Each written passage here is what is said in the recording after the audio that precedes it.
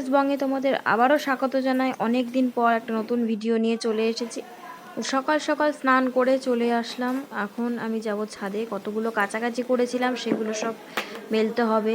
তো দেখো আকাশটা কেমন মেঘলা মেঘলাও আছে, আবার রোদ উঠেছে, কেমন যেন ম্যারম্যারে একটা ওয়েদার। তো সেই জন্য ঝটপট করে সব কটা জামা কাপড় মেলে টেলে তারপরে যাব আবার পুজো দিতে, কারণ আমার শাশুড়ি মা বাড়িতে ছিল না, সে গেছিলো বাপের বাড়িতে।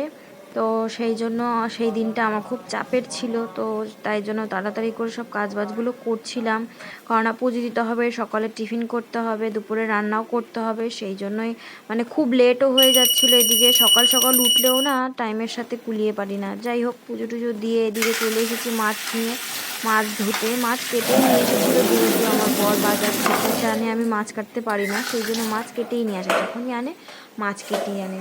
তো পাবদা মাছ এনেছে, আজকে পাবদা মাছের ঝাল করব। তো এদিকে কথা বলতে বলতে আমি ভাতটা বসিয়ে দিয়েছিলাম, ভাতটাও হয়ে গেছে। তো এখানে ভেন্ডি ভাজা করব, ভেন্ডি কেটে নিয়েছি, আর এখানে মাছে নুন হলুদ মাখিয়ে মাছটা ভাজাও বসিয়ে দিয়েছি।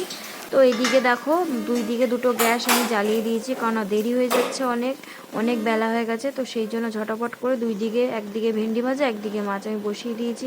আজকে বিকেলবেলা আবার একটু বেরোবো। তো কেন বেরোবো, কোথায় বেরোবো, কিসের জন্য যাচ্ছি, তোমাদের নেক্সট ভিডিওতে আমি অবশ্যই জানাবো। তোমরা যদি জানতে চাও তাহলে অবশ্যই কমেন্ট বক্সে জানিও। তো চলো আজকের মতন টাটা। ভিডিওটা ভালো লাগলে লাইক কমেন্ট শেয়ার করে দিও। চলো বাই।